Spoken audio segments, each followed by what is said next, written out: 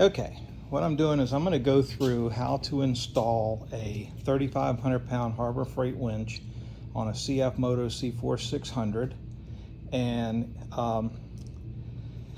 the original winch that comes with these is about a 2,500 pound. The quality of it is not very good if you open the thing up, and the switch on the handlebar is also not the greatest in terms of quality. The Harbor Freight is the Badlands winch is a lot better, and I can show you how to swap that out. It's pretty easy. So what we did is we swapped out the winch, but if you can see here down at the bottom right here, to brace this up even more, is I took the mounting plate that comes with the Harbor Freight winch, laid it upside down, and bolted it in here so that it doubled the thickness of the mounting area. And that gives you just a little bit more thickness down there and a little less tendency to be able to tear anything out. The other thing that we've done is we've put a Dyneema rope on here, 50 feet of 3/16, well beyond the capacity. And we've got a ProLinks XTV end on the winch cable with a soft shackle to prevent any type of dangerous situations by using metal fittings. Over here, the wiring was direct, and just putting the winch in, everything works. Now, of course, we needed to add to that. So the winch comes with a wired remote, and I wanted to use a wireless remote on it. So what we did is we went to Harbor Freight and got the regular Badlands 6,500 to 9,500 pound winch remote, which is this box right here. This is the one that I tore apart for testing so that you don't have to.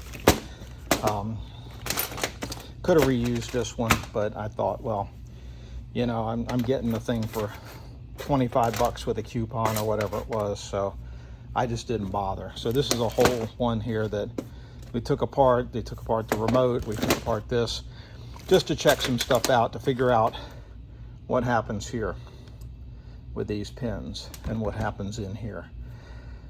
So it's a very simple process. This winch will work on just about anything, and I'll show you how to wire it up here with the addition of one wire. Now, firstly, we put the winch cable or the winch controller from the Harbor Freight. Used the original bracket, used the bracket that came with the Harbor Freight winch here, bolted this into that, everything works. This one's more waterproof. The original winch controller that comes with it is, of course, open, with everything open inside of there, so moisture can get in. It's much more sealed up. So anyway, ran the wires down through here. Now, this switch here is part of the winch process. The winch works with the ignition on, with this switch, with this on or off. This is the safety mechanism for the wireless controller, so that we don't end up with a situation where somebody sits on the wireless controller and activates the winch, or the wireless controller gets jammed up inside of the box here, something falls on it or something. So this is the winches enabled by wireless. This is the winch disabled by wireless. Very simple $10 switch. Ran the wires, pulled this off of here, this just lifts off, ran the wires up underneath, and ran the wires down with the original bundle down through there. So everything's with the original bundles, just like it was. Now, how do we get to this point? Well, here's the winch controller right here, just fits in there. Here's the connector for the winch controller for the wireless, and this is the harness that comes with your new Harbor Freight winch is this Y harness. Now, if we unplug this, I can plug the corded remote winch cable controller into it and it works. I can leave this plugged in and the wireless works. What did we do? Well, this goes up to the controller on the handlebars, the replacement one from Harbor Freight, plugs into here and goes to here. Now,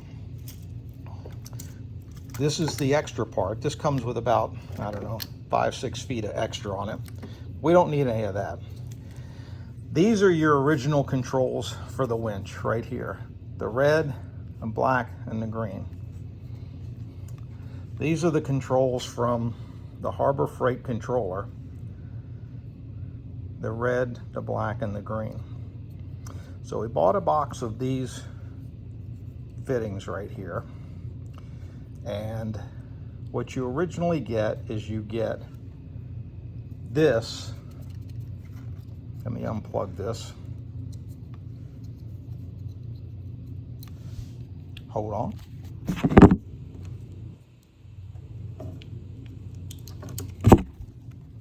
All right, we're back. This originally plugs directly in to the old controller cable, which is this, which of course is up where that one is on your dash, running up underneath. So that is where that comes from. Now, you unplug this and you end up with these 3 wires which control the winches that comes from the factory.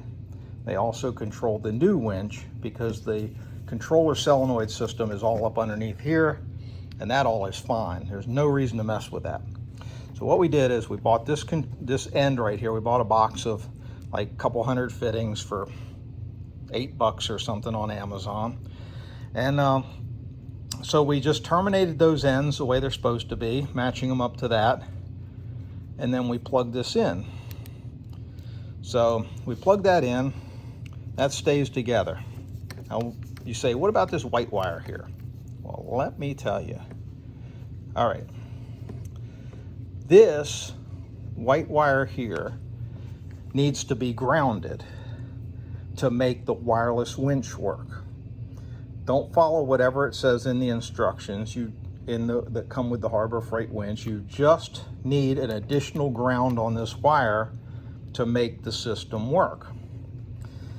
I think in the instruction it shows up like as a hot wire or something, but don't do that.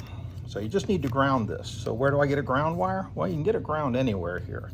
But if you want to do it the neat way, you pick up this green wire right here, which this is an additional harness, which is just left here open on the CForce600. So again, we used a 3-pin connector. We terminated 1 wire to it. Now this red and this blue go up to this safety switch right here. And what it does is it breaks the additional ground. There's no voltage on that. It breaks the additional ground. And by breaking the additional ground, it gives us our safety to where the winch won't work. So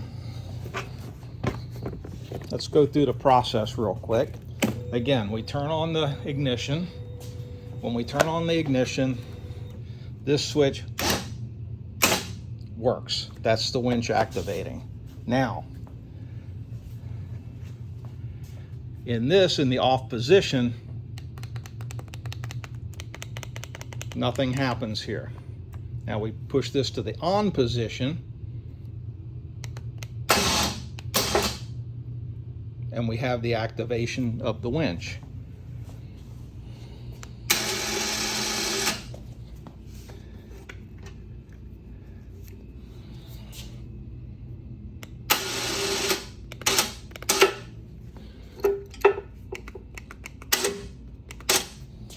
And we just snug that up a little bit and everything's set. We put this back in here. We turn this off. That is our safety switch. for the winch, and it will no longer activate accidentally. Now, you can do what you want with this wiring. Honestly, it just sits right here, out of the way,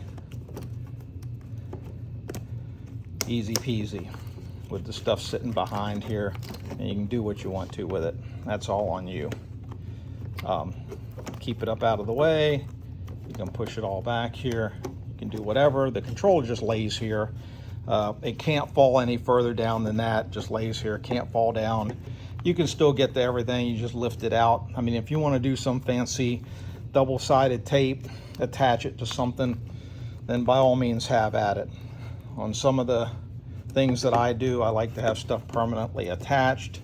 On something like this, where it's just, there's just no need to, no reason to, it can't fall down, it can't go anywhere, I just leave it as is. And then of course the cover snaps on here, and then this top cover pushes in first and then snaps down. And of course I won't bore you with that, any of that, but we'll turn it all off. And the whole project should take you about 15 minutes once you've got those terminals, since I've already figured out where all the wires go.